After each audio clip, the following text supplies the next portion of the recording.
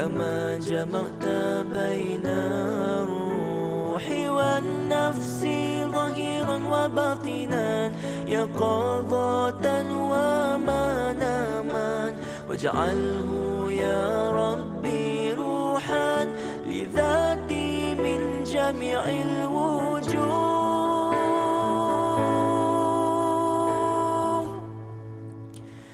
في الدنيا قبل الآخرة يا عظيم.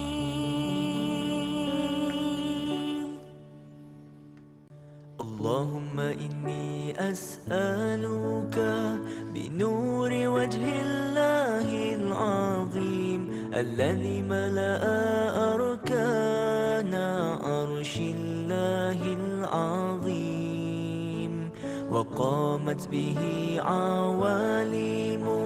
عوالم الله العظيم أن تصلي على مولانا محمد ذي القدر العظيم وعلى آل نبي الله العظيم بقدر عظمة ذات الله العظيم في كل لمحة ونفس عدد ما في علم الله العظيم صلاة دائمة بدوام الله العظيم تعظيما لحقك يا مولانا يا محمد يا ذا الخلق العظيم يا ذا الخلق العظيم وسلم عليه وعلى آله مثل ذلك واجمع بيني وبينه كما جمعت بين الروح والنفس ظهيرا وباطنا يقظة ومناما واجعله يا ربي روحا لذاتي من جميع الوجوه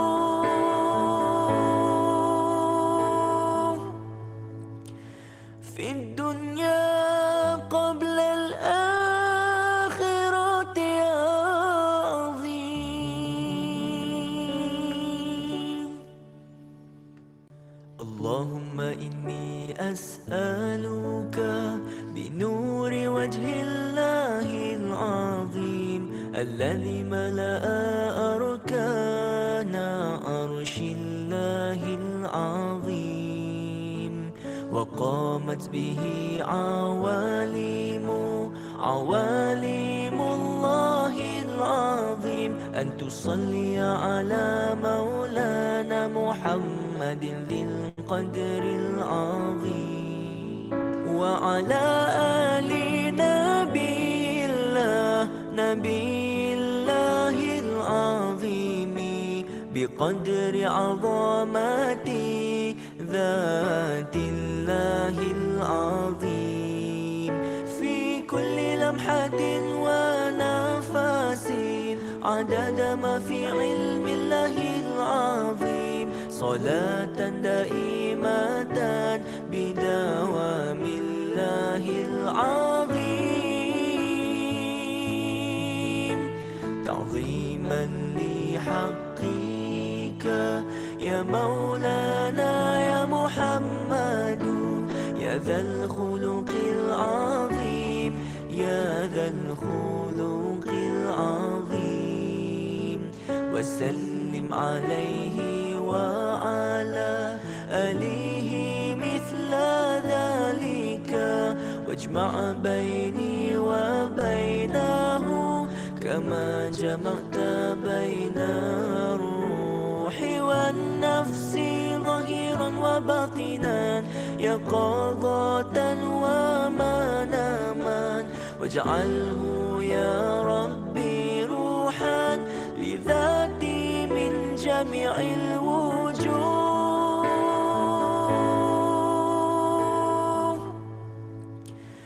في الدنيا قبل الآخرة يا عظيم.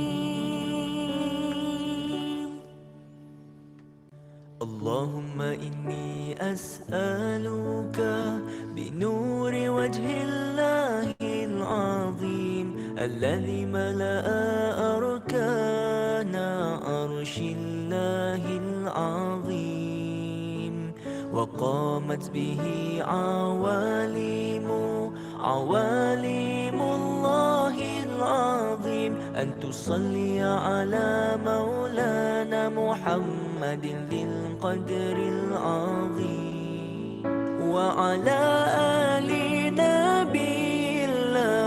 نبي الله العظيم بقدر عظمة ذات الله العظيم، في كل لمحة ونفس عدد ما في علم الله العظيم، صلاة دائمة بدوام الله العظيم، تعظيما لحقك يا مولانا يا محمد، يا ذا الخلق العظيم، يا ذا الخلق العظيم، وسلم عليه وعلى آله مثل ذلك، واجمع بيني وبينه كما جمعت بين الروح والنفس ظهيرا وباطنا، يقظة ومناما، واجعله يا ربي روحا لذاتي من جميع الوجوه،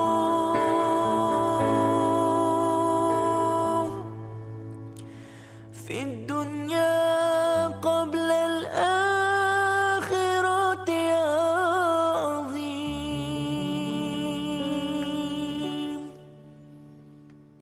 اللهم إني أسألك بنور وجه الله العظيم الذي ملأ أركان عرش الله العظيم وقامت به عوالم الله العظيم، أن تصلي على مولانا محمد ذي القدر العظيم وعلى آل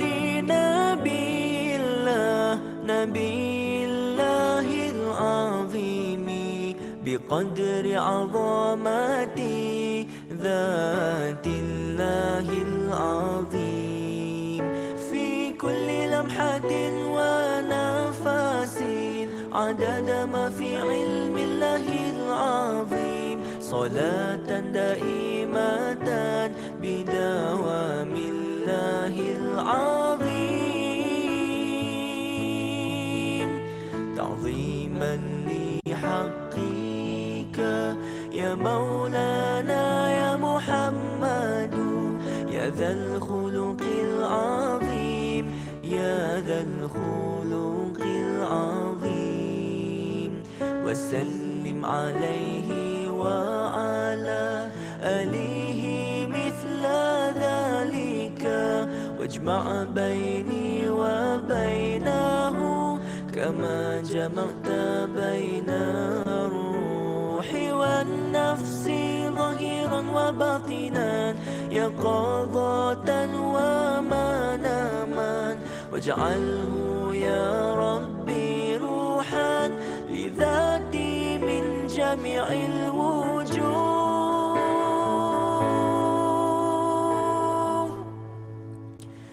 في الدنيا قبل الآخرة يا عظيم.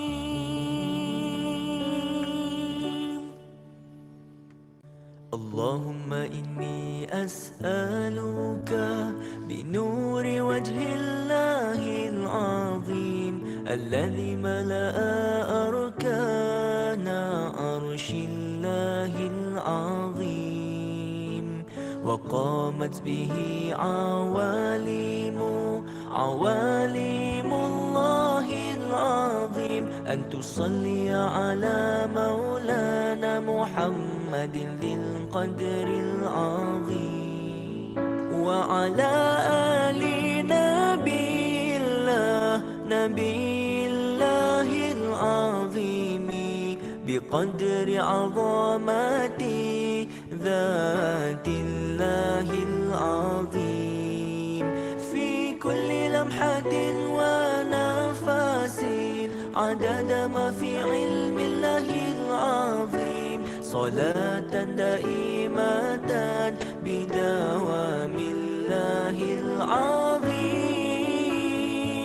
العظيم تعظيما لحقك يا مولانا يا محمد يا ذا الخلق العظيم يا ذا الخلق العظيم وسلم عليه وعلى آله مثل ذلك واجمع بيني وبينه كما جمعت بين الروح والنفس ظهيرا وباطنا يقظة ومناما واجعله يا ربي روحا لذاتي من جميع الوجوه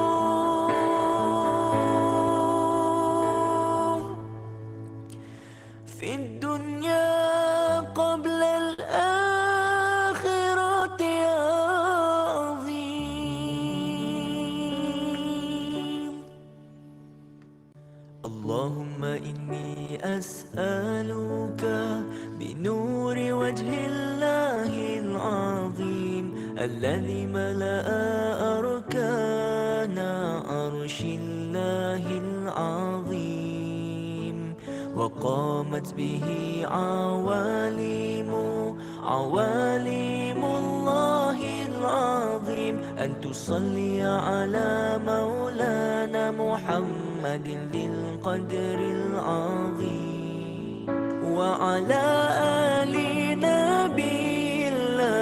نبي الله العظيم بقدر عظمة ذات الله العظيم في كل لمحة ونفس عدد ما في علم الله العظيم صلاة دائمة بدوام الله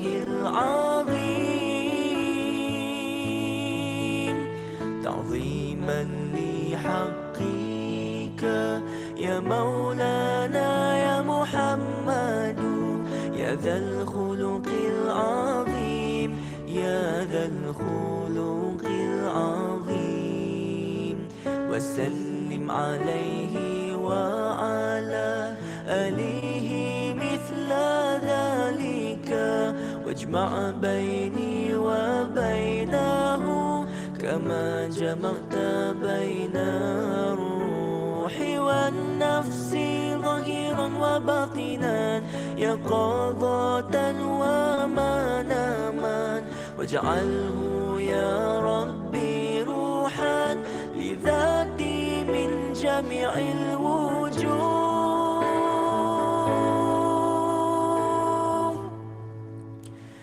في الدنيا قبل الآخرة يا عظيم اللهم إني أسألك بنور وجه الله العظيم الذي ملأ أركان عرش الله العظيم وقامت به عوالم الله العظيم أن تصلي على مولانا محمد ذي القدر العظيم وعلى آل نبي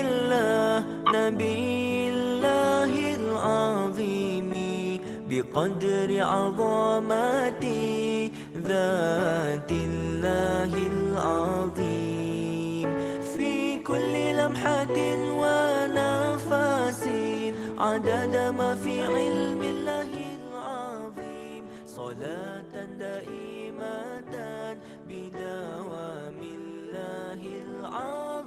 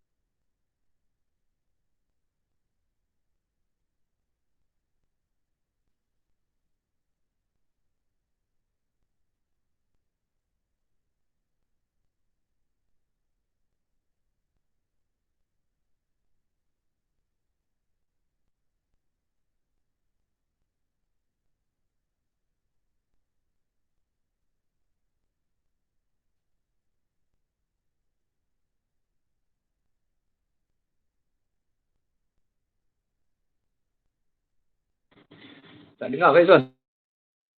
Tak dengar.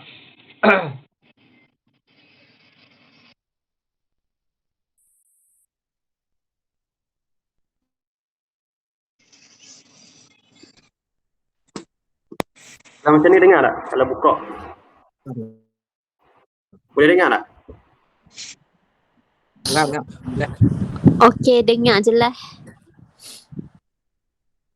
Ya, okey, baik. Bismillahirrahmanirrahim. Assalamualaikum warahmatullahi wabarakatuh.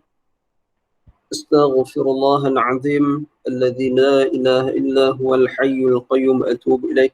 Astaghfirullahal azim alladzi la ilaha illa huwal hayyul qayyum atubu ilaih.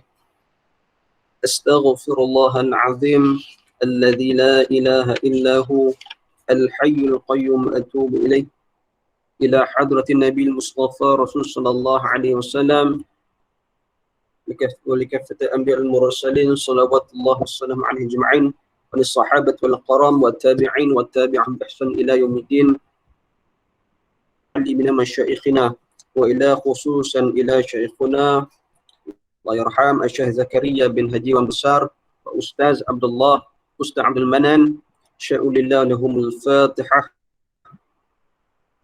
أعوذ بالله من الشيطان الرجيم. بسم الله الرحمن الرحيم. مالك يوم الدين. إياك نعبد وإياك نستعين. اهدنا الصراط المستقيم صراط الذين أنعمت عليهم غير المغضوب عليهم ولا الضالين آمين. بسم الله الرحمن الرحيم. ونتوب إليه ونعوذ بالله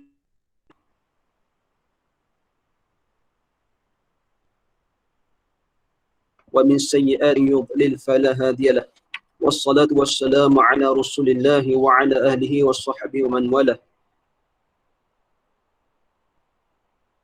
ولا حول ولا قوة إلا بالله العلي العظيم. لا حول ولا قوة إلا بالله العلي العظيم.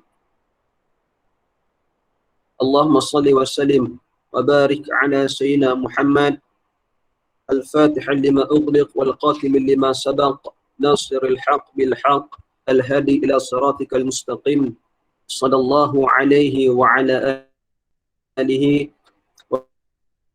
وصحبه حق قدره ومن. أعوذ بالله من الشيطان الرجيم. بسم الله الرحمن الرحيم.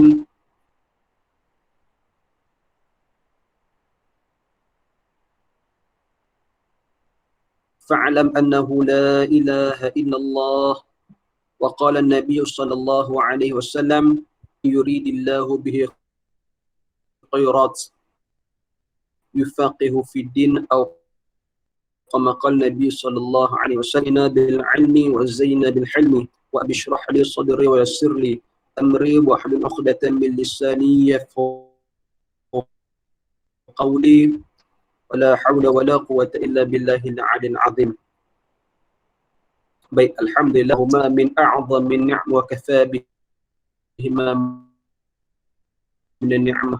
Segala puji bagi Allah Subhanahu wa taala, Tuhan sekalian alam.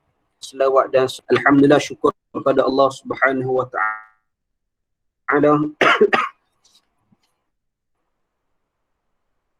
pada malam yang penuh keberkatan bacaan kitab Madkhal Tauhid, yang mana kita sudah ada lebih kurang 3 kali kelas lebih kurang.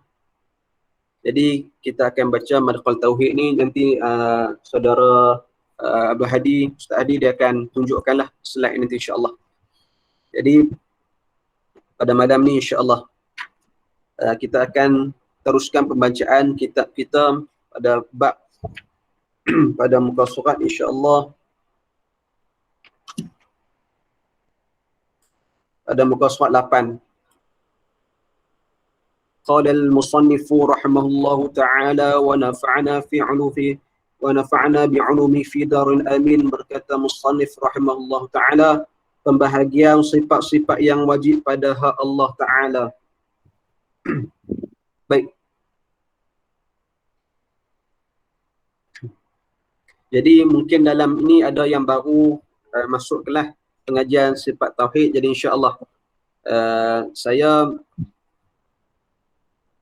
malam ni kita sebagai muzakarah lah, bukan mengajar. Yakni kita muzakarah sifat doa kita mungkin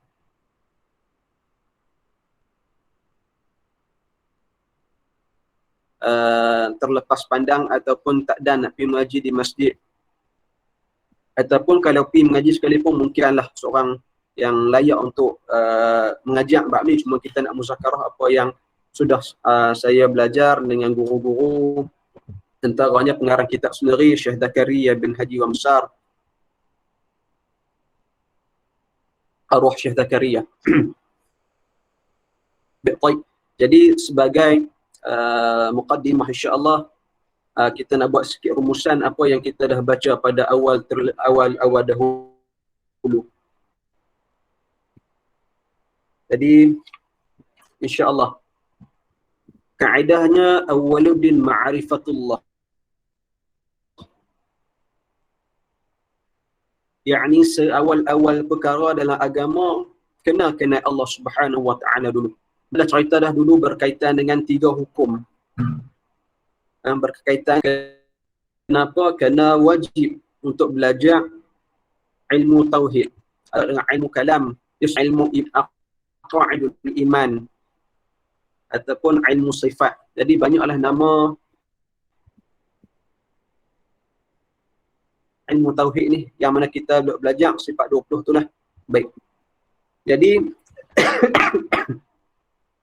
ma'rifatullah ini, ma'rifat atau bahasa Melayu yang mengenal fakat yang ia bagi yang sebenar yang bersyarat dengan dalil. Baik. Jadi apa tu ma'rifat? Ma'rifat ni bahasa Arab. Bahasa Melayunya ma'rifat ni adalah mengenal. Mengenal siapa? Ma'rifatullah. Yakni kenal akan Allah Subhanahu wa taala. Kata ulama, apa tu Allah? Baik. Ulama kata apa tu Allah? Jadi bahasa mudahnya Allah Subhanahu wa taala ni adalah, Allah itu adalah satu zat yang mana maqa binafsih, yang mana ia berdiri dengan sendirinya. Maknanya Allah Subhanahu wa taala ni qiyamuhu ta'ala binafsih. Allah Subhanahu wa taala berdiri dengan sendirinya, yakni tidak berhajat pada makhluk. Maka itu Khaliq, itu Allah Subhanahu wa taala. Macam kita ni makhluk. Makhluk ni apa? Makhluk ni daripada tiada diadakan dan kemudian ditiadakan. Maknanya kita ni baharu. Kita ni baharu, yakni benda yang lemah. Daripada tiada diadakan kemudian ditiadakan, yakni dimatikan. Itulah sifat baharu. Maka Allah ni mukhalafatuhu ta'ala al-hawadith. Persalahan Allah Ta'ala dengan perkara yang baharu.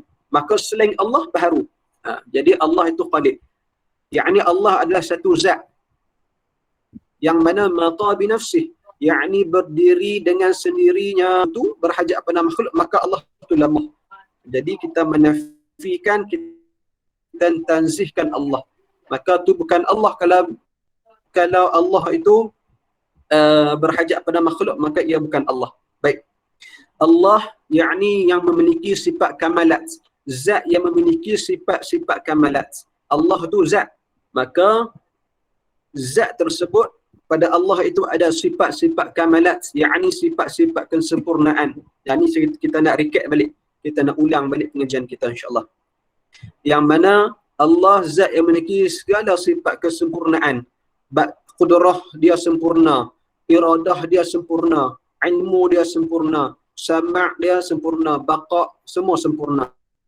Itu adalah Allah.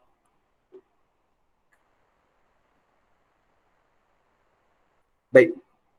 Zat yang terhindar ataupun tidak ada padanya sebarang sifat kekurangan. Lemah dia tak. Maksudnya Allah ni tidak lemah. Maksudnya Allah ni tuli dia tak. Maksudnya Allah Subhanahu Wa Taala adalah zat yang mana terkandung akan ia segala sifat-sifat kamalat, yakni sifat kesempurnaan, dan terhindar daripada segala sebarang kekurangan. Itu zat, yakni kita kata Allah. Baik. Dan Allah ni satu zat yang tidak bertempat. Dan bertempat ni tidak layak bagi Allah. Yang ni kita akan bincang kemudian. Kerana ada orang kata Allah ni bertempat, maka Allah tu tidak bertempat. Allah bila makan. Yakni Allah tidak ada tempat. Jadi itulah Allah Subhanahu Wa Taala. Yakni kalau kita kata dalam Al-Quran dia apa? Laisa kamitslihi syai'. Allah ni, Allah Subhanahu Wa Taala ni tidak sama langsung dengan sesuatu. Kan? Jadi dalam surah Kufuwan Ahad, dan tidak ada satu pun yang sama dengan Allah Subhanahu Wa Taala. Jadi itu kita nak recap balik apa tu Allah. Jadi ma'rifatullah ini yang pertamanya kita nak mengaji kena Allah ni, pertamanya sekadar sah ibadat. Nak sah iman kita, nak sah ibadah kita pada Allah. Apa kata Imam Ghazali rahmatullahi alaih? La tasihul ibadatun illa ba'da ma'rifatil al-ma'bud. Baik. La tasihul ibadah. Tidak sah satu-satu ibadat tu yang dilakukan illa, melainkan ba'da ma'rifatil ma'bud. Melainkan setelah ia kenal akan Allah. Kenal lagu mana? Baik. Kena untuk sah ibadat, untuk sah iman sekadar, kata guru kami Allah yarham, Ustaz Abdullah, kata Ustaz lah apa? Ini bahasa orang lama. Mu kenal Allah tak? Kenal? Allah tu lagu mana? Tak ada lagu. Allah tu macam mana? Tak ada macam. Kan? Ni kata nisbah pada guru kami. Dia katanya, mu kenal ada Allah? Kenal. Ni nak habaq kata sekadar untuk sah ibadat, sekadar untuk sah iman. Lagu mana? Macam tadi saya kata, Tok Guru saya buat tamsilan. Mu kenal ada Allah? Kenal. Kan? Allah tu lagu mana? Tak ada lagu. Allah tu macam mana? Tak ada macam. Lepas tu nak habaq macam mana Allah ni? Tak tu nak royak dia. Maksudnya, tapi dia kata apa? Tapi aku yakin Allah tu wujud dan Allah suci daripada sebarang kekurangan. Itu sekadar untuk sah ibadat dengan sah iman. Maka ada 3 peringkat. Yang pertamanya untuk sah ibadah dengan sah iman kita. Maka kalaulah dia tidak ada i'tiqad yang putus ataupun i'tiqad jazam yang qat'i, yakni keyakinan yang sungguh bahawa Allah tu wujud, maka yang tu tak sah dengan ibadah dia. Bahkan takut ia tidak beriman kepada Allah. Baik, ni sebagai nak recap balik lah. Mungkin ada yang sebelum ni tak nampak masuk kelas. Jadi yang pertama, sekadar untuk sah ibadat, sekadar untuk sah iman dia, yakni dia beriktikad ataupun dia yakin dalam diri dia bahawa Allah Subhanahu wa taala itu wujud. Allah Subhanahu wa taala memiliki segala sifat kesempurnaan dan suci daripada sebarang kekurangan. Itu sekadar untuk sah ibadat. Tapi kata ulama, dia tetap berdosa lagi. Kerana bagi orang yang mukallaf, yakni orang yang berakal, lagi baligh, dan dia ada sifat-sifat kesempurnaan, dia boleh berfikir, maka hukum bagi dia berdosa kalau dia tidak mengaji. Maka sebab itulah pada malam ni kita mengaji sifat 20 ni, ilmu tauhid, untuk kita nak pergi pada satu peringkat lagi, yakni fardu ain. Tadi sekadar untuk sah ibadat dengan sah iman, maka dia tetap berdosa kalau dia seorang yang mukallaf, yang cukup akalnya, yang cukup kita kata daripada sudut pemikirannya dia mukallaf, maka pada diri dia berdosa lagi jika ia tidak belajar pada peringkat fardu ain, yakni kewajipan atas diri dia sendiri. Maka apa itu kewajipan? Kita kata 3 ilmu itulah, antaranya fardu ain, ilmu tauhid. Yang kedua, ilmu fiqh, ilmu melibatkan ibadat. Ilmu berkaitan dengan akhlak, berkaitan dengan hati kita. Baik. Baik, yang kedua ilmu fardu ain. Peringkat yang kedua fardu ain macam kita kata tadi. Fardu ain ni kita semua wajib, yakni wajib atas tiap-tiap mukallaf. Yakni orang yang pada syarat atas setiap mukallaf, orang yang berakal lagi baligh untuk belajar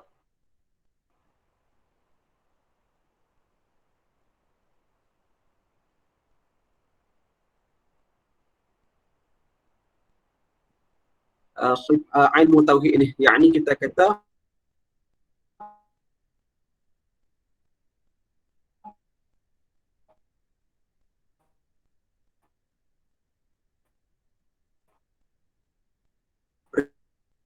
berkaitan dengan sekalian mukallaf. Guru kita duk mengajar sifat 20 di masjid-masjid, kan, di pondok-pondok, yang tu dah antara tujuannya. Baik. Baik. Baik, kita nak terang lagi sekali berkaitan dengan i'tiqad yang sungguh tadi tu. Yakni jazam yang qat'i ni, kita kata berbalik pada tadi, mestilah bagi orang yang nak kenal akan Allah, dia ada keyakinan yang sungguh. Dan jazam yang qat'i ni, yakni yakin yang sungguh-sungguh, yang putus. Maksud dia yang putus ni, yang dia pegang di i'tiqad yang kuat betul. Maknanya kalau dia tarik tali tu sampai putus, abang kata dia punya i'tiqad, pegangan dia kuat. Itulah kita kata i'tiqad yang putus. Maka dia kena yakin sungguh dalam diri dia, i'tiqad yang putus, yang muwafaqat, yakni yang disepakati bagi yang sebenar, yang bersyarat dengan dalil, iaitu i'tiqad al-sunnah wal jamaah. Yang tu kita akan masuk satu persatu nanti insya-Allah. Baik. Sebelum ni kita ada masuk berkaitan dengan pembahagian hukum. Maka hukum ada 3 bahagian. Yang pertamanya hukum syarak. Baik. Yang keduanya hukum adat ataupun hukum uruf. Yang ketiganya hukum akal. Maka dalam ilmu dalam ilmu tauhid ni, antara benda yang perlu kita guna adalah berkaitan dengan hukum akal kita. Yakni kita akan gunakan metodologi berfikir kita untuk berfikir tentang kewujudan Allah Subhanahu wa taala berlandaskan pada dalil naqli, yakni Al-Quran, hadis Nabi sallallahu alaihi wasallam, insya-Allah.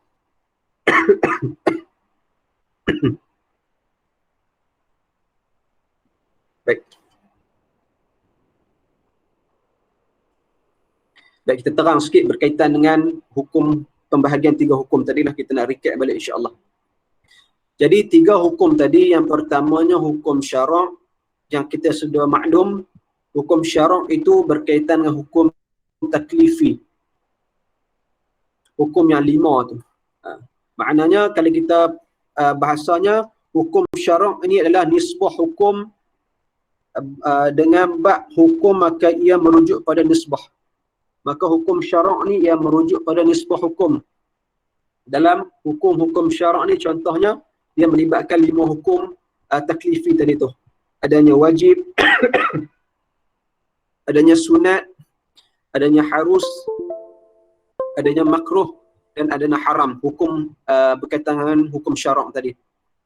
Baik, yang keduanya hukum adat. Baik, ini saya nak huraian sikit lah. Hukum adat ni kalau kita belajar, dia ada 3 pembahagian. Baik. Yang ketiganya nanti hukum akal. Pun ada 3 bahagian insya-Allah. Jadi pada hukum adat ini ada 3 bahagian. Contohnya kita kata wajib pada adat. Yakni wajib pada adat ni apa benda? Adalah bila mana benda tu sudah berlaku 2 dan 3 kali, maka kita kata rizaknya adalah sama. Kita kata macam ni lah. Hukum adat ni ada 3 bahagian, 3 hukum. Yang pertamanya wajib. Wajib pada adat ni contohnya perkara tu memang sudah berlaku 2-3 kali dan rizak dia sama. Contohnya ada makan, ada kenyang. Maksudnya bila mana orang tu makan, dia akan kenyang. Maka ia sudah berlaku pada beberapa kali, pada 2-3 orang. Maka bila ada makan, ada kenyang. Ini hukum adat lah. Baik, baik. Maka hukum adat pada keadaan ini adalah wajib. Maksudnya ada makan, ada kenyang. Tak ada makan, tak ada kenyang. Faham tak? Maksudnya bila kita makan, hukum adat kata kenyang. Bila kita tak makan, hukum adat kata lapar. Itu adalah wajib pada adat. Baik, baik. Yang kedua harus. Hukum adat pada harus, contohnya tanam pokok. Baik. Tanam pokok ni, ada orang tanam, tumbuh. Tapi ada orang tanam, tak tumbuh. Baik. Maka, hukum pada adat tadi harus. Jadi, ataupun kahwin. Ada orang kahwin dapat anak. Kan? Bila dah berkahwin, maka berkaitan dengan zuriat. Ada orang kahwin dapat zuriat. Tapi ada juga orang kahwin tak dapat zuriat. Maka hukum adat aja harus. Boleh jadi ada, boleh jadi dapat dan boleh jadi tiada. Sama macam tadi. Boleh jadi tanam pokok tu, pokok tumbuh, boleh jadi tidak. Baik. Ada hukum adat, yakni mustahil. Mustahil pada adat. Apa dia? Contoh, kita kata api tu sifat sejuk. Maka adat kata mustahil. Kerana api tu sifat dia panas. Baik, itu pada hukum adat. Kan? Pada hukum adat kata gula tu sifatnya manis. Maka kalau kita kata gula tu sifat dia masin, maka hukum adat dia mustahil lah. Tak terima akan adat pada uruf keadaan tu. Itu hukum adat. Tetapi hukum adat ni kalaulah mustahil pada adat, tapi ia harus bagi hukum akal. Contohnya macam saya terang sebelum lepas. Contoh, bila mana kita kata perkara yang bercari dengan adat, perkara yang mukhalafah dengan adat. Contohnya mukjizat Nabi, mukjizat para Nabi. Contoh Nabi Musa AS, mukjizatnya kayu tongkat tu bertukar jadi ular. Jadi hukum akal kata mustahil. Akan tapi hukum adat kata mustahil. Akan tapi hukum akal kata harus, kerana itu adalah kekuasaan Allah Subhanahu wa taala. Sama juga kan? Sama juga dalam bab kita kata pada hukum adat, orang yang makan tak kenyang. Adat kata mustahil lah. Kerana orang yang makan ni secara adatnya akan kenyang. Tapi hukum akal kata harus, bagi akal kata tak mustahil benda tu. Kerana ada orang makan tapi tak kenyang. Kan? Dan ada orang tak makan tapi kenyang. Kerana hukum akal kata semua itu kehendak atas Allah Subhanahu wa taala. Tu kita nak bagi beza hukum adat dan hukum akal. Kerana apa? Kena belajar berkaitan dengan 3 hukum ni. Kerana kita takut. Kerana hari ni ada orang yang mengaji ilmu ma'rifat. Baik. Dia mengaji ilmu ma'rifat.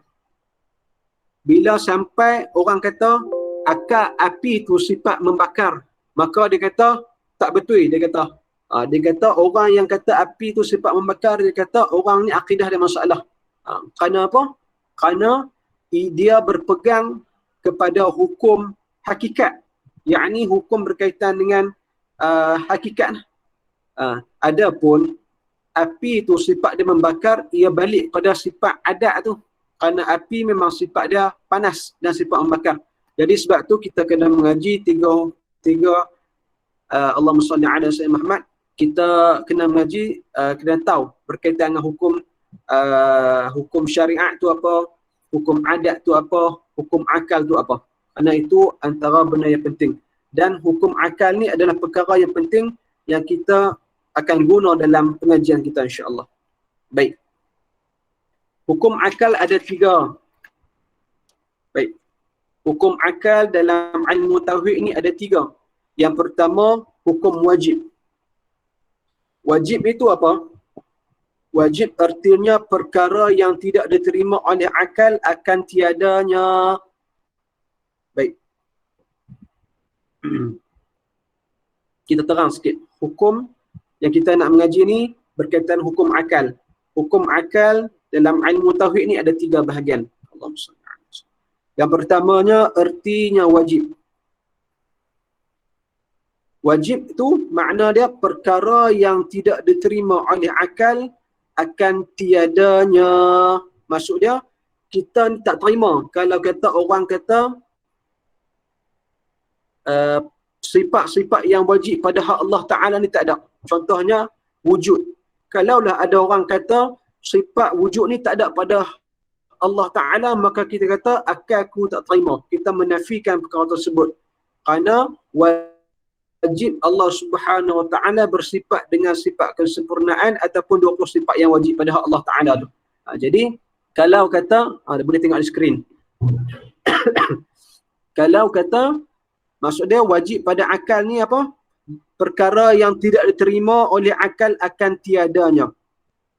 Baik, kalaulah orang kata Allah tu tidak ada sifat wujud, maka kita kata tak boleh terima. Kerana Allah tu Tuhan yang wujud. Baik, baik. Yang kedua, sifat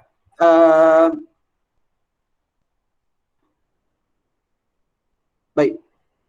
Yang kedua adalah erti mustahil.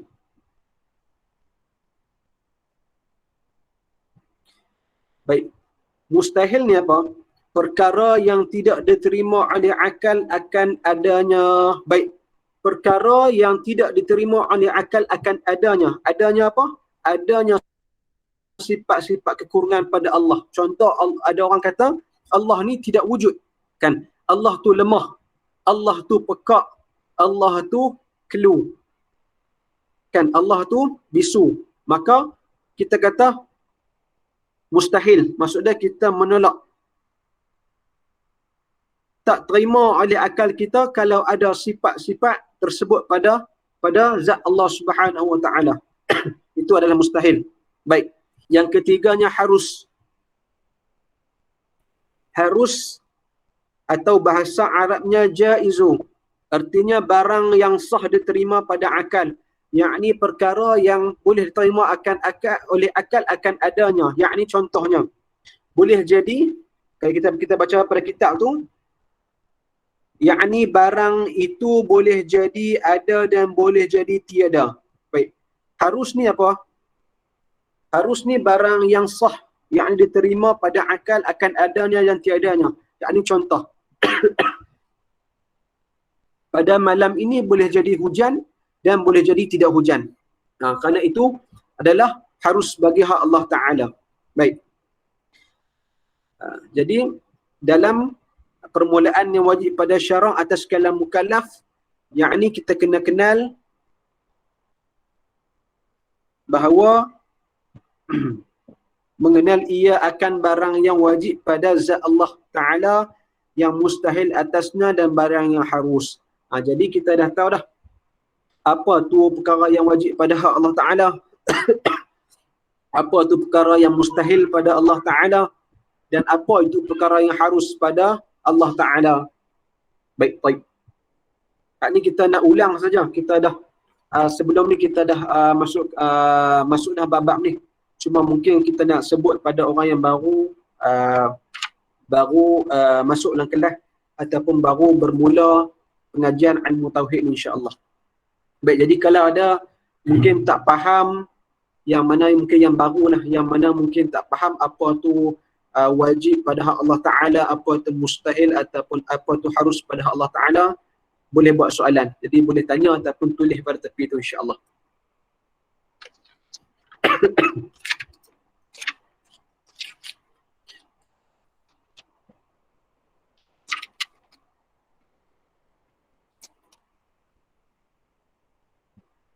Baik, ada soalan tak?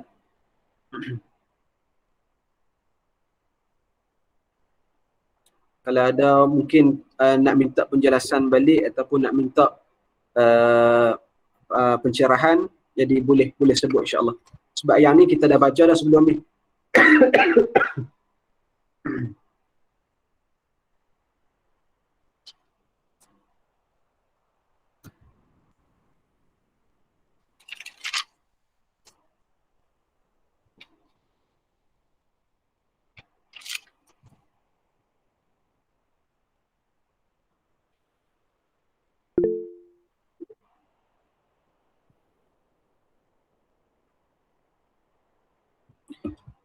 Baik. Ada yang tanya pada hukum akal. Hukum akal pada bab harus. Baik, baik.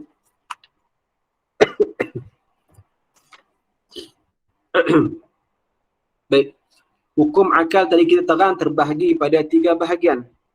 Yang pertamanya wajib, yang keduanya mustahil, yang ketiganya harus, ataupun disebut bahasa Arab al-jaizu. Baik, al-jaizu ni apa? Kalau bahasa Arab ma yatasawwaru fi aqli wujuduhu wa adamuhu. Maksudnya artinya barang yang diterima pada akal akan adanya dan tiadanya. Baik. Jadi kalau kita baca kitab tadi,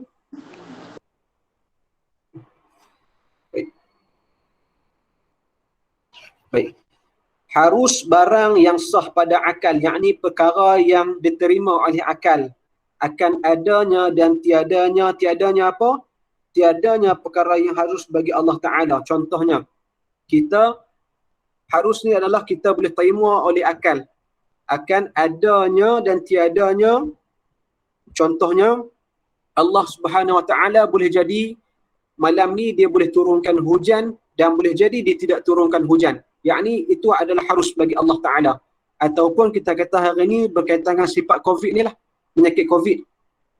Jadi Allah Subhanahu Wa Ta'ala boleh ia turunkan penyakit wabak COVID ni, dan Allah Subhanahu Wa Ta'ala juga boleh tak menurunkan sifat ataupun tidak menurunkan wabak COVID ni.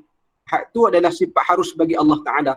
Maka harus ni kita kata apa? Barang yang diterima pada akal akan adanya dan tiadanya. Boleh jadi ada, boleh jadi tiada.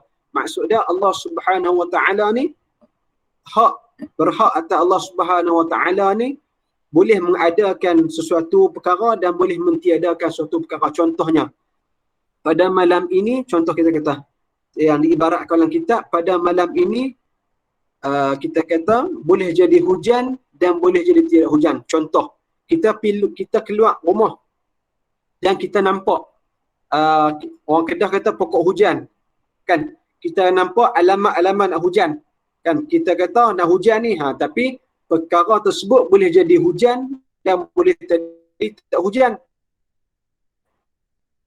Kerana itu adalah harus bagi Allah Subhanahu Wa Ta'ala untuk menurunkan hujan dan tidak menurunkan hujan. Itu adalah harus bagi hak Allah Ta'ala. Boleh faham tak?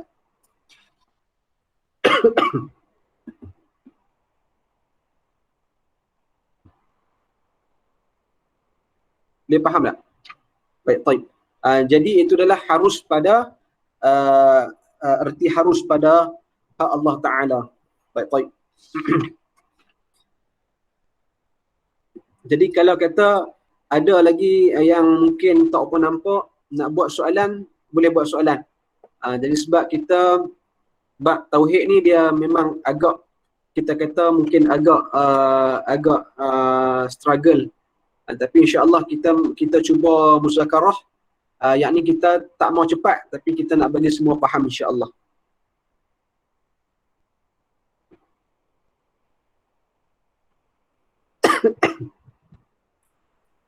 Baik, kita sambung terusnya, yakni mengetahui dengan jalan cara ijmali dengan jalan tafsili insya-Allah. Di Hadi boleh kongsi nota insya-Allah.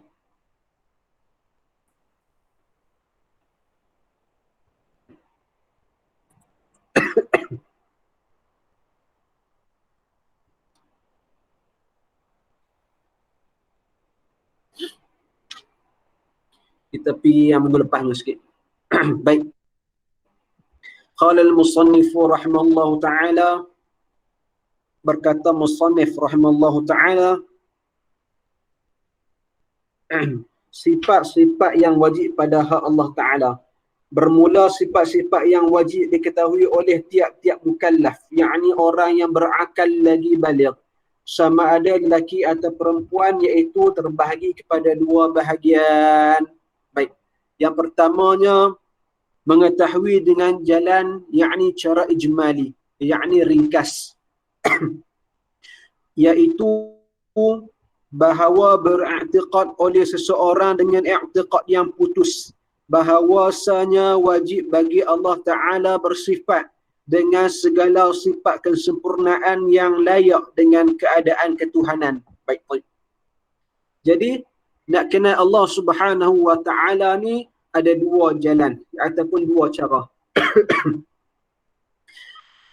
Yang pertamanya dengan jalan ijmali, yakni jalan ringkas, yakni kita i'tiqad, yakni kita yakin sungguh Allah Subhanahu wa Ta'ala bersifat dengan segala sifat kesempurnaan, yakni sifat kamalat, sifat-sifat kesempurnaan yang layak dengan keadaan ketuhanan.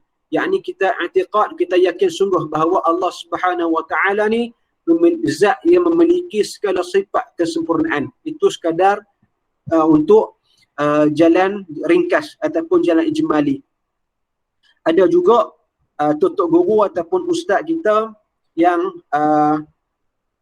kita kata menghuraikan jalan ijmali ni adalah yakni melalui jalan 13 sifat, iaitu jalan Abil Hasan Asy'ari.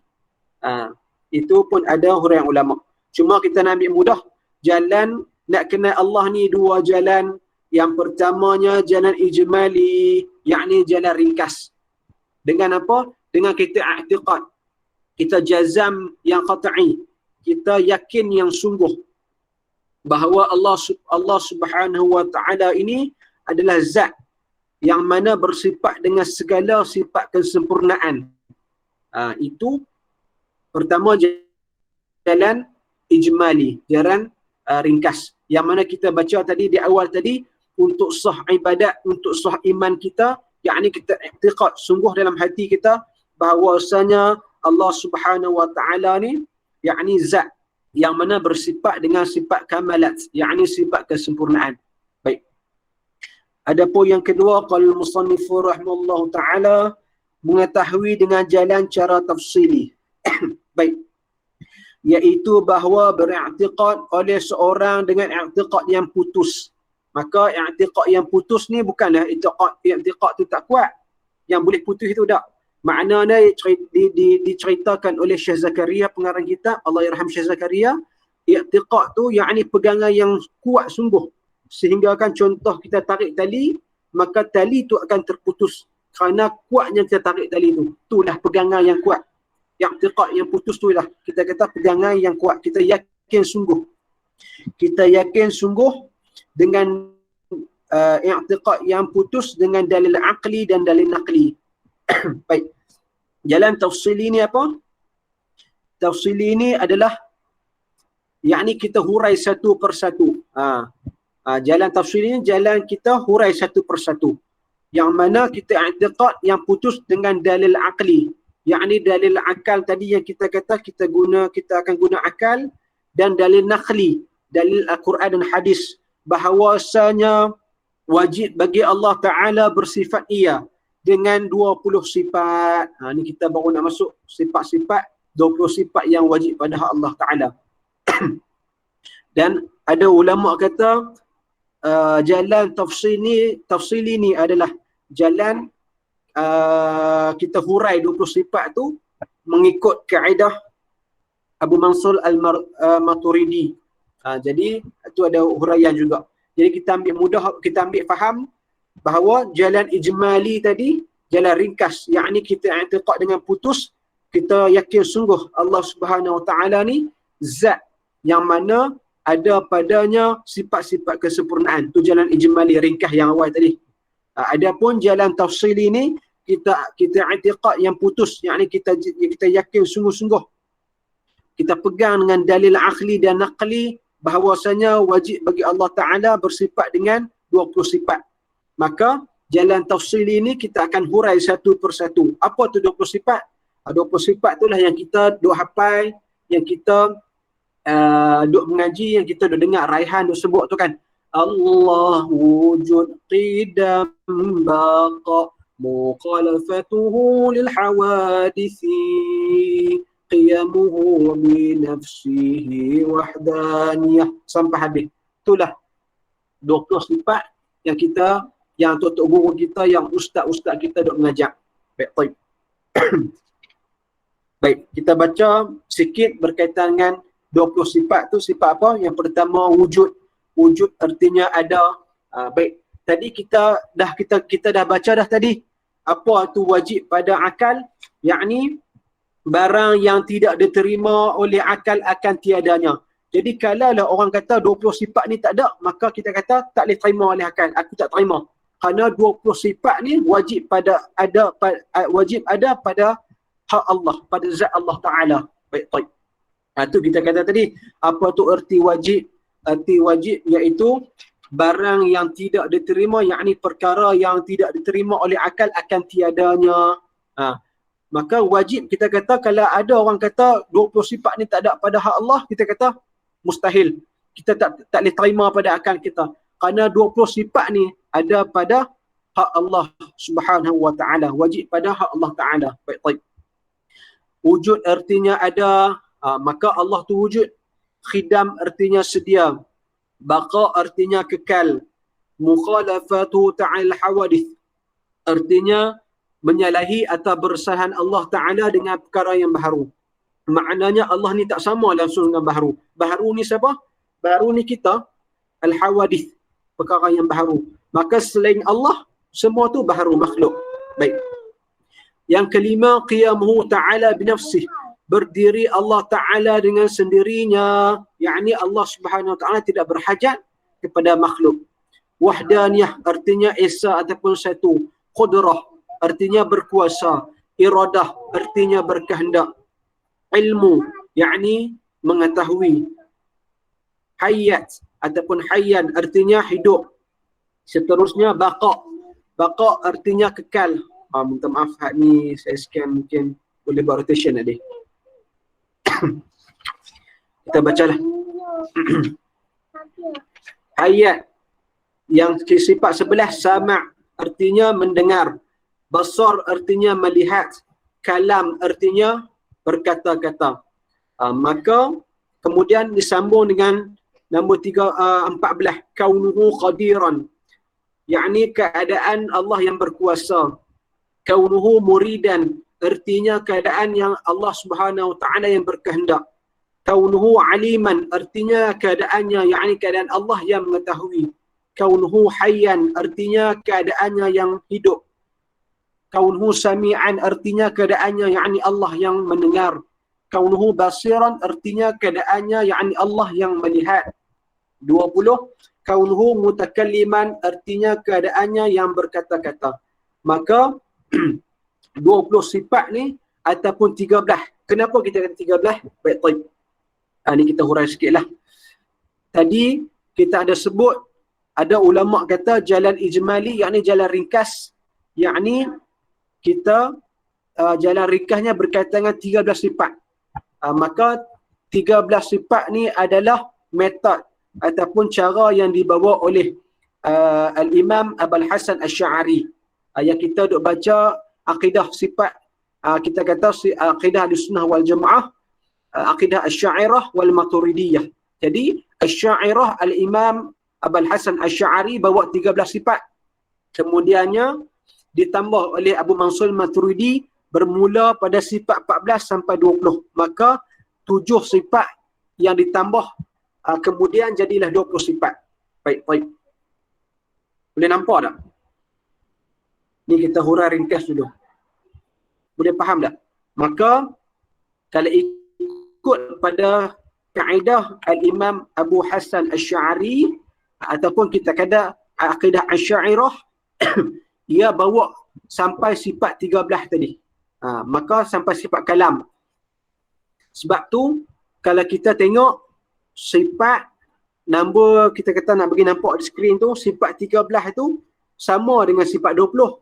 Cumanya sifat 20 tu kaunuhu mutakalliman. Sifat 13 kalam. Kalam maknanya berkata-kata. Sifat 20 tu kaunuhu mutakalliman, artinya keadaan Allah Subhanahu wa taala yang berkata-kata. Baik. Maka 14 sehingga 20 ni ada 7 sifat. Kaunuhu qadiran, kaunuhu muridan sampai kaunuhu mutakalliman. Maka ini dah dipanggil sifat ma'nawiyah. Baik. Adapun sifat ma'ani, nanti kita akan masuk lepas ni insya-Allah. Sifat ma'ani ada 7. Apa dia sifat ma'ani? Yakni qudrah, iradah, ilmu, hayyan, sama', basar, kalam. Itu adalah sifat ma'ani. Maka metod ataupun cara Al-Imam Abul Hasan Asy'ari, Imam Abu Hasan Asy'ari, dia bawa 13 sifat. Maka ditambah oleh Abu Mansur Maturidi 7 sifat ma'nawiyah, iaitu sifat kaunuhu qadiran, kaunuhu muridan, kaunuhu aliman, kaunuhu hayyan sampai kaunuhu mutakalliman. Betul. Jadi benda ni dia akan mungkin orang yang tak pernah mengaji sebelum ni dia mungkin nampak ambil masa untuk faham. Kerana bilangan ni kita kata macam ni lah. Bilangan sifat ataupun kita kata kafiat membilang pengiraan 13 ke 20 ni, angka ni tak jadi masalah. Maksud dia angka ni dia bukan satu masalah untuk kita perbahaskan pada hari ini. Baik. Contoh saya bagi ya. Kenapa Imam Abu Hasan Asy'ari bawa 13? Imam Abu Mansur Maturidi bawa 20 sifat. Jadi dia tak ada perbalahan dalam ulama Ahlussunnah wal Jamaah dalam bab ni. Kerana ia penambahan untuk menghuraikan sifat saja. Baik, baik. Contoh saya kata, nak bagi nampak mudah tak lagi pening. Contoh kita kata rukun nikah. Rukun nikah ada 5. Pertama apa? Pertama suami, yakni pengantin lelaki, pengantin perempuan, kan? Kemudian dia ada wali, dia ada ijab, kemudian ada saksi. Ijab kabul sekali lah. 5. Pengantin lelaki, pengantin perempuan, Allahumma salli ala sayyidina Muhammad, kena ada wali. Yang keempat kena ada saksi. Yang kelima kena ada ijab kabul. Baik. Kalau saya bilang macam ni betul tak? Contoh. Pengantin lelaki, pengantin perempuan, wali, saksi lelaki, saksi pertama, minta maaf, saksi kedua, ijab kabul, 7. Sama tak dengan 5 tadi? Boleh bagi respon tak? Boleh bagi respon. Faham tak?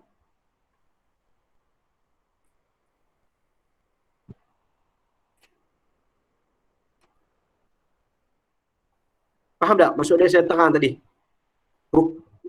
Baik. Hukum kita kata tadi rukun nikah ada 5. Kan? Pengantin lelaki, pengantin perempuan, wali, saksi dan ijab, qabul, sirah. Tapi saya bilang pula satu lagi kaedah. Pengantin lelaki, pengantin perempuan, wali, saksi pertama, saksi kedua, ijab, qabul. Jadi 7. Jadi sama aja 5 dengan 7 ni sama. Cuma kaedah, kadang kaedah pengiraan untuk ni berlainan. Tapi Nahabak kata dia punya ni sama sahaja. Baik. Jadi dalam bab 13 ke 20 ke, maka sifat tu kita kata dia bukanlah jadi perbahasan, tak ada masalah. Cuma kita akan hurai apa tu sifat ma'ani, sifat ma'nawiyah insya-Allah ke depan. Baik. Baik. Jadi ulama kita dah ringkaskan dalam sifat 13 ni ataupun sifat 20 ni tentang cara untuk kenal akan Allah Subhanahu Wa Taala. Kalau kita ulama dah bagi kita kata ringkasan dah. Kerana ulama dah buat satu rumusan yang dibuat oleh ulama nak kenal Allah mengaji sifat 20 ataupun 13 sifat. Kalau kita nak cari sendiri ayat Quran, dalil Quran, jenuh kita cari. Maka ulama Al-Imam Abu Hasan Asy'ari wal Imam Abu Mansur Maturidi dia dah buat ringkasan dah, rumusan dah, bahawa nak kenal akan Allah Subhanahu Wa Taala bukanlah mesti, akan tapi dengan kaedah Ahli Sunnah wal Jamaah kita mengaji sifat 20. Kerana sifat 20 ni akan merangkumi kita kata untuk kita kenal 99 Asmaul Husna, Ismul A'zam. Yakni kita kalau kita nak mengaji 99 sifat-sifat nama-nama Allah tu kan, Asmaul Husna tu jenuh kita. Jadi ulama bagi ringkasan, rumusan, yakni cara kita nak kenal Allah, kita mengaji sifat 20 yang mana telah dibuat ataupun telah dibuat ringkasan oleh para ulama untuk memudahkan kita kenal akan Allah Subhanahu Wa Taala. Baik.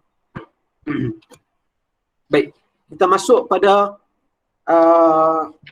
baris yang kedua. Baris bawah tu insya-Allah. Ada soalan tak? Ada yang mungkin tak nampak tadi. Tadi kita sentuh berkaitan dengan cara nak kenal Allah ni ada 2 jalan. Yang pertama jalan ijmali, yakni jalan ringkas. Yakni kita beriktikad dalam hati kita bahawa Allah Subhanahu Wa Taala bersifat dengan segala sifat kesempurnaan. Baik. Yang kedua jalan tafsili, yakni jalan yang kita kena hurai satu persatu berlandaskan pada dalil akli dan dalil naqli. Yakni berkaitan dengan 20 sifat yang kita akan hurai satu persatu lepas ni insya-Allah. Baik, ada yang mungkin nak buat soalan. Sebab kita pun masa pun tak berapa lama lah. Jadi insya-Allah kita kalau kata ada yang mungkin tak nampak ataupun kurang penjelasan, jadi boleh buat soalan ataupun boleh minta pencerahan. InsyaAllah kita akan bagi pencerahan insyaAllah.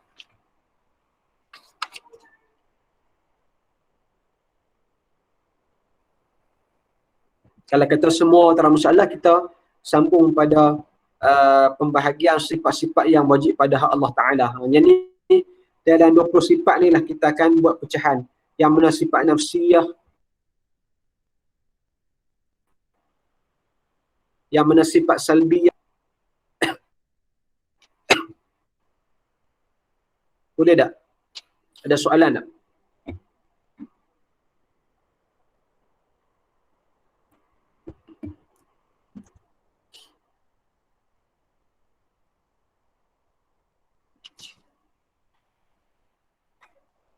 Baik, sekejap lagi insya-Allah pada hujung saya akan buat khulasah sikit. Saya akan buat kita kata ringkasan berkaitan dengan apa yang kita kena faham dalam mengaji sifat 20 ni insya-Allah. Jadi benda ni memang agak sukar. Tambah yang kita gunakan sifat Madakhal Tauhid ni kitab yang kita asas bagi orang yang nak mengenal akan Allah, nak mengaji ilmu tauhid, maka kitab yang kita guna ni adalah kitab asas yang mana dikarang oleh Syekh Zakaria bin Haji Imam Besar. Baik, kita masuk sikit pada pembahagian sifat yang wajib.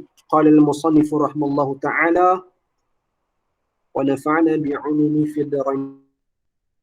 Amin. Berhak Allah Ta'ala. Sifat-sifat yang wajib pada hak Allah Ta'ala itu berbahagi ia kepada 4 bahagian. Baik. Dia boleh turun sikit ni.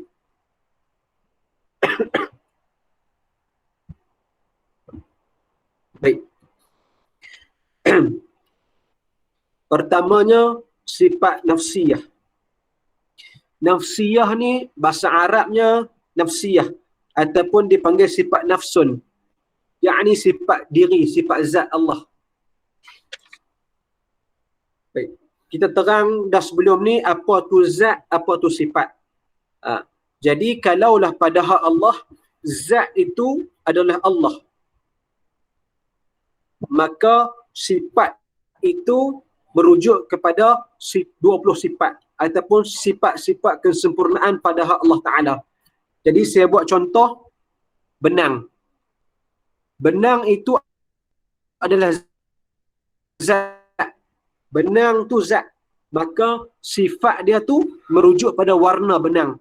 Warna kuning ke, warna hijau ke, warna merah ke, warna biru ke, itu adalah sifat. Zat tu adalah benang.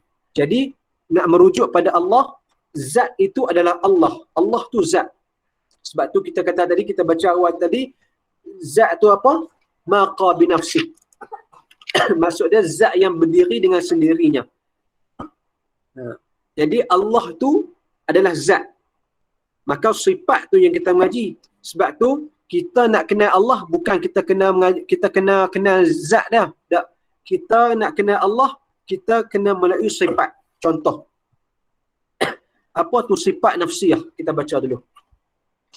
Sifat nafsiyah ataupun sifat diri, zat.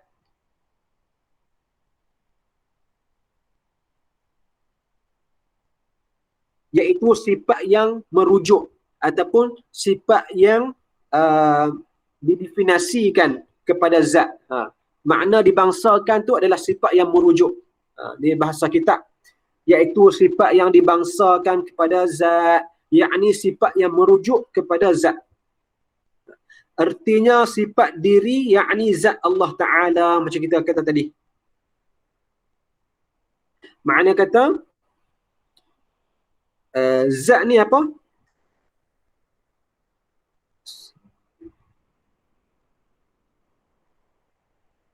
Baik.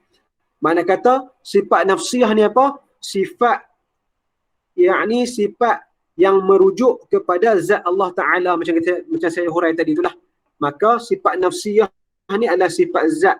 Zat ni yakni merujuk kepada Allah Subhanahu Wa Ta'ala. Dan dengan adanya sifat nafsiyah bermakna adanya zat Allah Ta'ala, maka ia setuju ya, sifat nafsiyah ni ia merujuk kepada zat Allah Ta'ala. Dan dalam sifat nafsiyah ni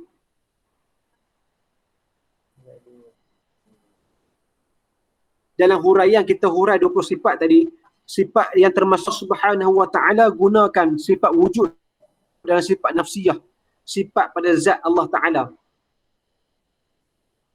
Baik, kerana kita kalau nak pun kita nak kenal akan sesuatu, maka kita kena kenal, kita kena tengok ataupun kita kenal pada zat tu dulu. Contoh, kita kata baik, tadi kita nampak kan, tadi ada 20 sifat. Wujud, qidam, baqa', mukhalafatu ala haudis, kita baca 20 sifat.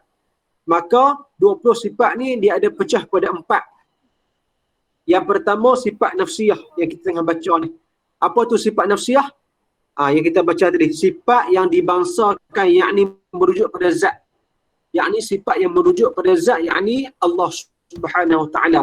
Apa sifat dalam sifat nafsiyah? Maka ada satu, yakni sifat wujud. Okey. Jadi bila mana kita nak kenal akan sesuatu perkara, sesuatu zat, maka dia mesti wujud.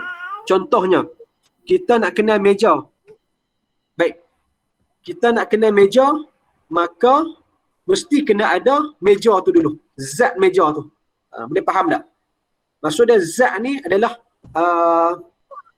meja tu sendirilah. Kita kata kalau kita nak kenal kipas, maka kalau orang sebut kipas ni sifat dia macam ni, kita tak boleh nampak lagi. Tapi kalau orang kata, orang tunjuk, inilah zat kipas ataupun zat meja, maka kita nampak meja ni sifat dia macam mana. Sifat dia bulat ke? Sifat dia petak ke? Dia ada kaki ke? Maka yang kaki ke, yang warna tu, yang bulat tu semua adalah sifat. Tapi kita kata zat tu adalah meja tu sendiri. Baik, sama dengan, bukanlah kita kata sama dengan Allah tak.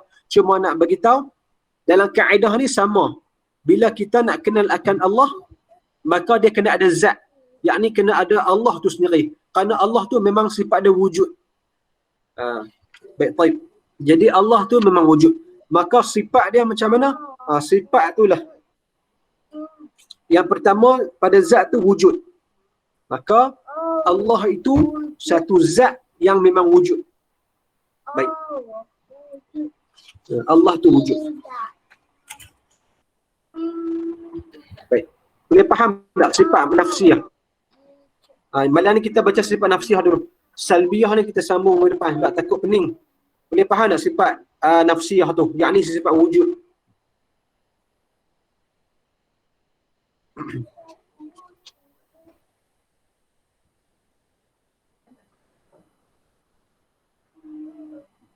Ada soalan tak? Boleh faham tak? Makna sifat nafsiyah tu.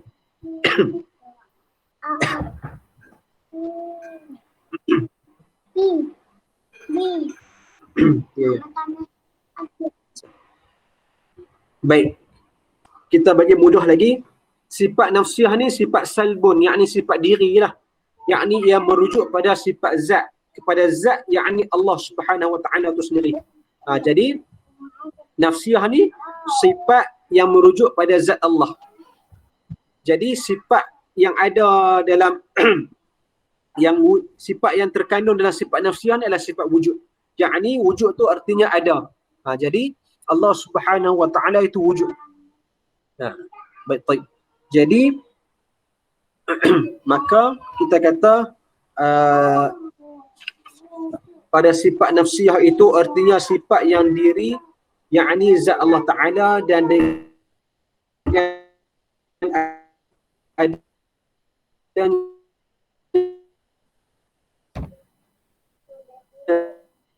sifat nafsiyah bermakna adanya zat Allah Ta'ala, maka ia satu jua iaitu wujud. Baik. Jadi zat pada Allah. Nak bagi tahu bahawa adanya wujudnya Allah. Nak bagi tahu kata memang Allah Subhanahu Wa Ta'ala tu wujud. Itulah sifat nafsiyah. Baik, baik. Jadi malam ni kita baca sifat nafsiyah dulu. Nanti kita akan hurai pula apa tu sifat salbiyah, atau lepas tu sifat ma'ani, dan insya-Allah pada sifat ma'nawiyah. Jadi ada hujung-hujung ni ada ni tak?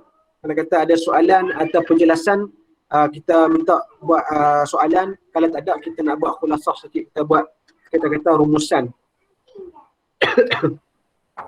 Jadi boleh cakap. Siapa nak cakap, tak ada masalah, boleh cakap. Kerana ni communication dua hala, insya-Allah. Kerana tak mau kita saja saya yang faham saja, lagi orang tak faham.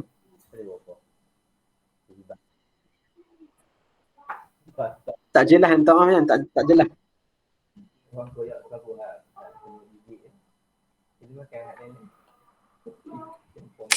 Tak berapa dengar Bang Syaril. Tak jelas.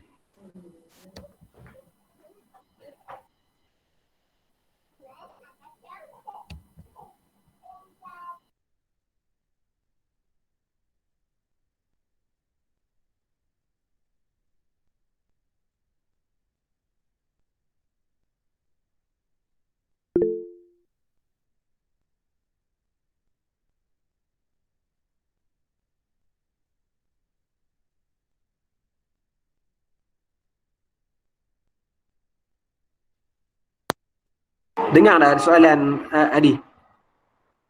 Tak jelas.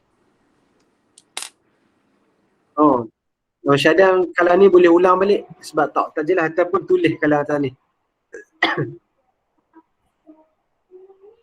Orang lain kalau kata ada soalan yang tak jelas boleh bagi tahu insya-Allah.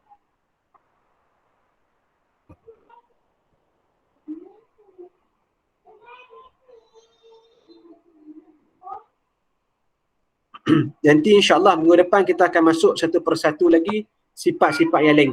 Jadi malam ni saya bagi nampak sifat nafsiyah ni sifat dia wujud. Adapun sifat Allah wujud, khidam, baqa, mukhalafatu an hawadis, qiyamu ta'ala bi nafsih, wahdaniyah. Itu termasuk dalam sifat salbiyah. 5. Kan? Satu tadi dalam sifat nafsiyah, satu dalam nafsiyah. Kemudian sifat qidam, baqa, mukhalafatu ta'ala hawadis, qiyamu ta'ala bi nafsih, wahdaniyah.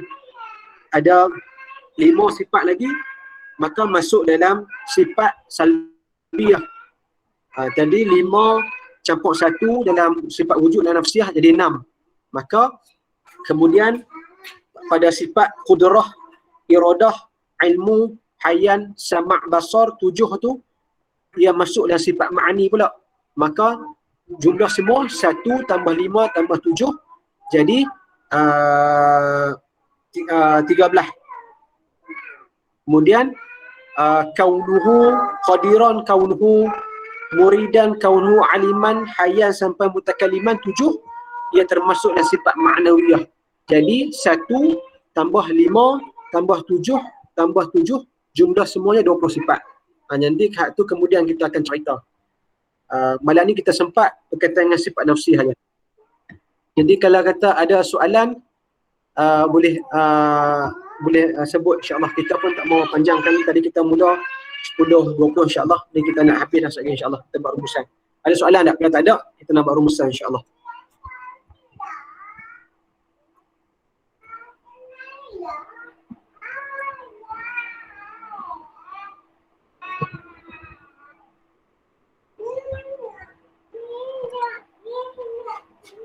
Baik, kalau tak ada soalan insya-Allah kita buat rumusan. Jadi awwaluddin ma'rifatullah. Seawal perkara dalam agama kena kenal Allah. Jadi nak kenal Allah ni macam mana? Nak kenal Allah ni kena melalui mengajilah. Itu kaedah dia. Kerana kita kata la tasihhul ibadatu illa ba'da ma'rifatil ma'bud. Tak sah iman seseorang tu, tak sah ibadat seseorang tu melainkan setelah ia kenal akan Allah. Kenal macam mana? Kenal macam 3 benda tadi. Yang pertamanya sekadar sah ibadat, yakni sekadar sah iman, yakni kita i'tiqad dalam diri kita, kita yakin bahawa Allah itu wujud dan Allah itu suci daripada sebarang kekurangan. Itu yang pertama. Akan tapi tak cukup lagi. Berdosa kalau orang yang mukallaf, yakni orang yang ada kesempurnaan akal yang untuk berfikir, dia kena, yang orang yang baligh, dia kena mengaji yang kedua, ilmu fardu ain. Ilmu fardu ain inilah kita mengaji sifat 20 tu. Kena mengaji sifat 20. Dalam tadi kita kata, kita baca, nak kena kenal Allah ada 2 jalan. Yang pertamanya, jalan tafsili. Yakni jalan, yang pertama jalan ijmali. Yakni jalan ringkas. Yakni kita beriktiqad sungguh, yakni kita yakin yang sungguh-sungguh bahawasanya Allah Subhanahu wa taala zat yang memiliki segala sifat kesempurnaan. Adapun jalan kedua dengan jalan tafsili. Jalan tafsili ini kita hurai satu persatu berlandaskan, berdasarkan pada dalil nakhli, yakni Quran, hadis dan dalil akli, berlandaskan metodologi berfikir kita. Baik. Itu kita kata benda yang perlu pada fardu ain. Adapun yang ketiga, dia masuk kepada fardu kifayah. Fardu kifayah ni adalah bila mana ia merujuk pada para tutup guru dan ustaz kita, yang mana mereka ini dah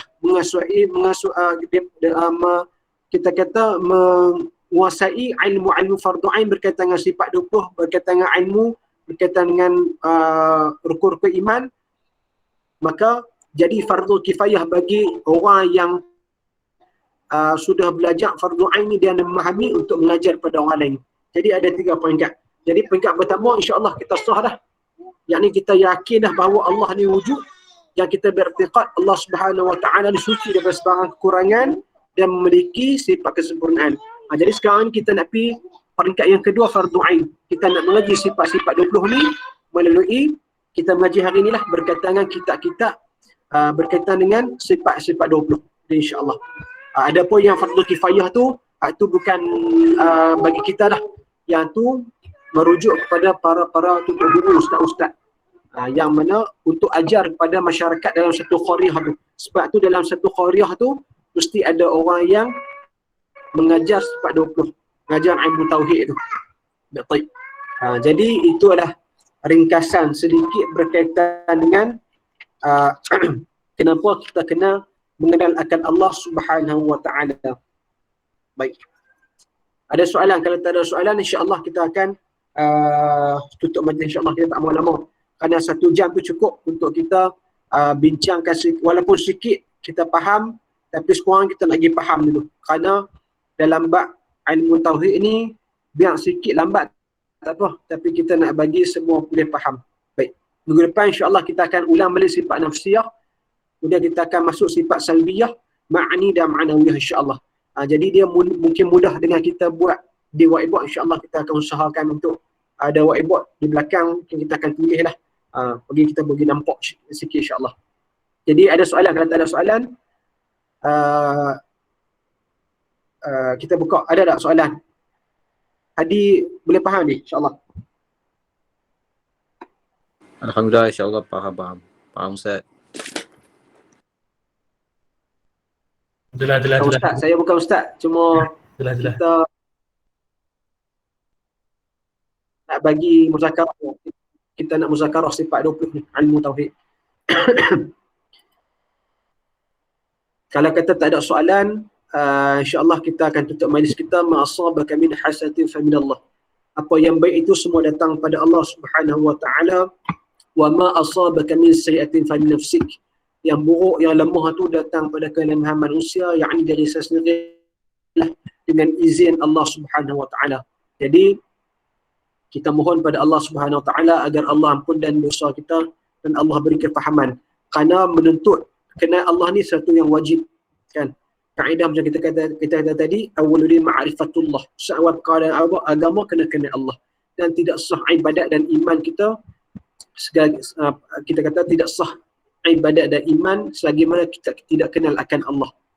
Yakni kita tak beriktikad, kita tak yakin sungguh bahawa Allah Subhanahu Wa Taala ni bersifat dengan segala sifat kesempurnaan dan tanzih. Tanzih ni apa? Yakni kita sucikan Allah daripada segala sifat kekurangan insya-Allah. Baik. Jadi kalau tak ada apa, aku qauli hadza wa astaghfirullahal azim li wa lakum. Wassalamualaikum warahmatullahi wabarakatuh. Waalaikumsalam warahmatullahi wabarakatuh. Terima kasih Faizwan. Terima kasih Ustaz.